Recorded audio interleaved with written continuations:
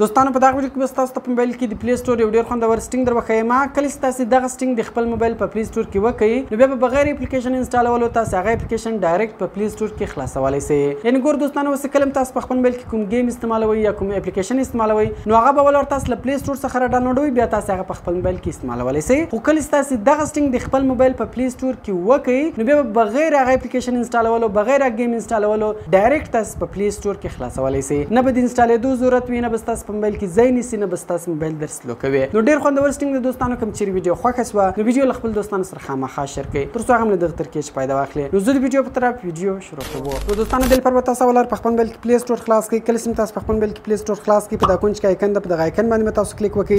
لاندې بیا موږ سره د سټینګز په نامه اپشن ده، په دغه سټینګز اپشن باندې تاسو کلیک وکړئ. بیا په دې کې اول اپشن د جنرال، په جنرال باندې تاسو کلیک وکړئ. لاندې ګور بیا موږ سره د ګوګل پلی انسټنټ په نامه یو اپشن ده. لاندې ګور ورته لیکلي هم دی یوز اپس اینڈ گیمز وداوت انسټالیشن. نو په دغه ګوګل پلی انسټنټ اپشن باندې تاسو کلیک وکړئ. کله چې تاسو په ګوګل پلی انسټنټ اپشن باندې کلیک وکړئ دغه انسټنټ موډ اپشن به تاسو د موبایل په پلی سټور کې آف وي، بند به وي، دغه به تاسو آن کړئ. کله چې تاسو دغه اپشن اوله واري په خپل پلی سټور کې آن کړئ دوستانو بیا به ورته خپل موبایل بند کړئ، بیرته به سٹارټ کړئ. کله چې تاسو خپل موبایل بند کړئ بیرته سٹارټ کړئ بیا سمپل پلی سټور ته راسئ. دلته ګورئ اوس داسې ډېر ګیمونه دي چې هغه تاسو ډایرکټ بغیر انسټالولو خلاصولی سئ. اوس لکه پری فایر ګورئ دلته څنګ ته انسټال لیکلی ده، دې خوا ته ټرای ناو ورسره لیکلی ده. په دې ټرای ناو دوستانو کله هم تاسو کلیک وکړئ نو بغیر دغه گیم انسټالېدو بغیر هغه اپلیکیشن انسټالېدو هغه به ډایرکټ تاسو ته خلاصي. نو دغه ګوره تاسو کتلی سئ هلکه به پرس موږ ته به خلاصي. زه بیرته شاته راځم. دغه رقم ګوره لکه بل غټ گیم د کال اف ډیوټي ګوره دلته هم له دغه سره هم ټرای ناو لیکلی ده. په دې کله تاسو کلیک وکړئ دغه به ډایرکټ تاسو ته خلاصېږي. یا سمپل دوستانو په سرچ کې تاسو ټرای ناو گیمز ولیکئ نو دلته تاسو ته